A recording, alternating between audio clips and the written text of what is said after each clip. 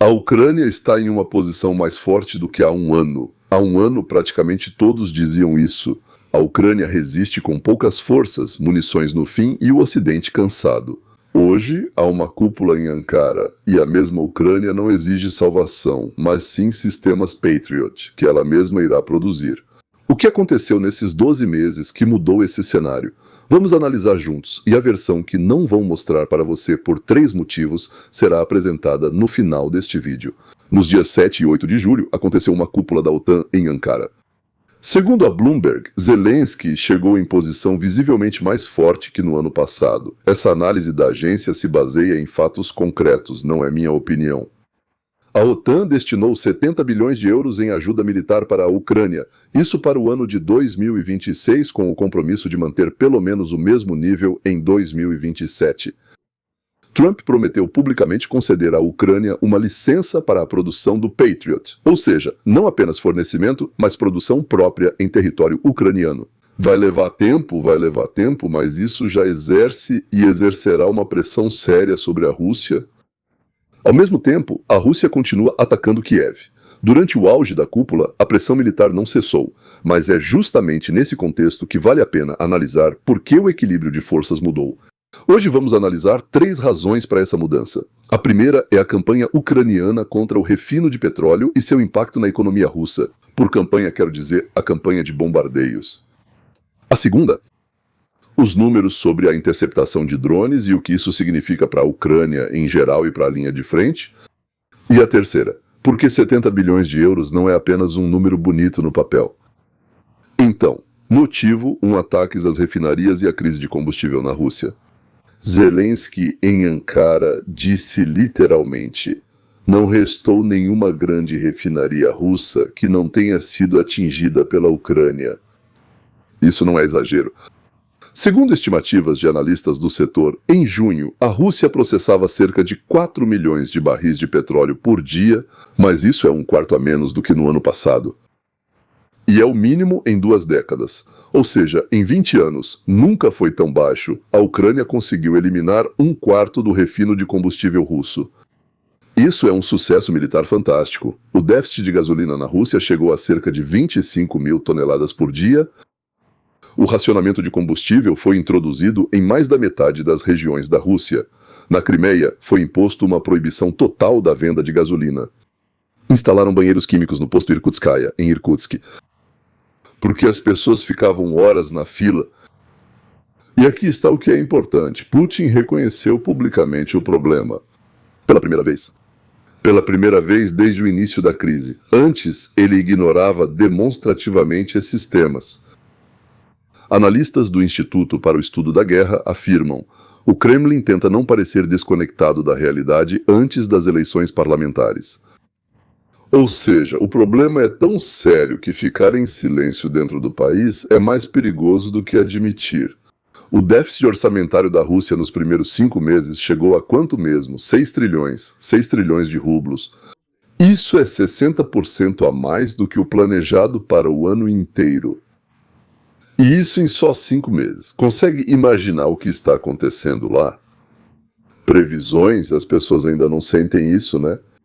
Vão sentir até o final do ano. A projeção de crescimento do PIB para 2026 foi reduzida de 1,3, que já era muito pouco, para 0,4, o que basicamente não é nada. Porque essa não é propaganda ucraniana, é o Centro de Análise de Política Europeia e dados próprios do Banco Central da Rússia. Mas a crise de combustível é só metade da história. A outra metade é o que acontece diretamente na linha de frente. E aqui os números são ainda mais interessantes. Bem, agora o segundo motivo é a interceptação de drones e a posição na linha de frente. Zelensky declarou em Ankara que a Ucrânia agora está interceptando mais de 90 drones russos. O Instituto para o Estudo da Guerra dos Estados Unidos confirmou isso. O secretário-geral da OTAN, Mark Rutte, também confirmou isso pessoalmente e elogiou o lado ucraniano, não como um gesto diplomático, mas como reconhecimento de um resultado técnico concreto. Ao mesmo tempo, a Ucrânia mostrou que pode atingir o interior da Rússia. Houve um ataque de drones a Omsk. Lá fica uma das maiores estações de bombeamento de petróleo. Você imagina onde fica Omsk? A distância até lá é de 3.000 quilômetros. Esse foi o primeiro ataque desse tipo em toda a guerra. Não se trata de uma ação isolada, mas sim de um sistema estabelecido de ataque de longo alcance. A Rússia continua tendo avanços pontuais no leste, mas a correlação de forças mudou. Há um ano, a Ucrânia apenas se defendia e lutava por sobrevivência. Hoje, realiza uma campanha sistemática de desgaste econômico contra o inimigo, junto com aliados. Defende o céu de forma mais eficaz do que em qualquer outro momento durante a guerra. A única coisa que realmente lhes falta são sistemas Patriot para derrubar um determinado tipo de míssil russo. Terceira razão, como sempre, você adivinhou, é dinheiro de novo. 70 bilhões de euros não é um gesto único de boa vontade. É um compromisso formalizado de 32 países da OTAN, fixado até o ano de 2027. Ao mesmo tempo, a Ucrânia negocia um crédito separado da União Europeia, diferente da OTAN, no valor de 90 bilhões de euros, do qual a Ucrânia já começou a receber os primeiros repasses. Isso já está reduzindo a pressão tanto sobre o orçamento militar quanto sobre o orçamento civil.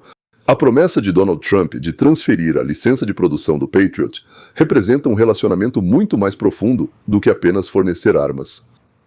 A licença significa uma integração de longo prazo da Ucrânia na indústria de defesa ocidental, e não uma ajuda pontual que pode ser interrompida por uma decisão política de uma pessoa ou de outra. Compare isso com o tom de um ano atrás, quando cada entrega era discutida como um favor ainda incerto. A arquitetura de apoio à Ucrânia ficou mais sólida.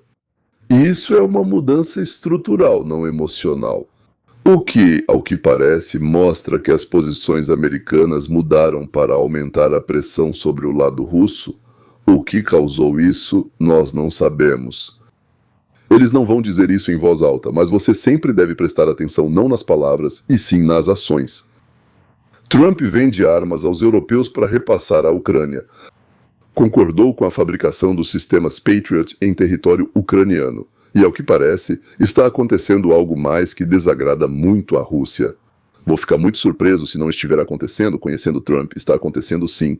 Então, 3 pilares, posições ainda mais fortes. O esgotamento econômico da Rússia através de ataques às refinarias de petróleo, superioridade técnica na interceptação de drones e ataques de longo alcance, e a consolidação institucional do apoio ocidental para os próximos anos. Não é só para um ciclo orçamentário quando a tensão retorna. Cada pilar é um fato verificável, não um desejo. Um ano atrás, discutíamos se a Ucrânia sobreviveria. Dizia que era um horror, com muitos altos e baixos. E neste ano, senhores, 20 mil a cada mês, multipliquem isso por 12 meses, 250 mil de jovens ucranianos. Hoje vamos falar sobre em que termos isso vai acabar. Essa é uma diferença que vale a pena ser notada por todos que querem entender o que está acontecendo e não apenas reagir.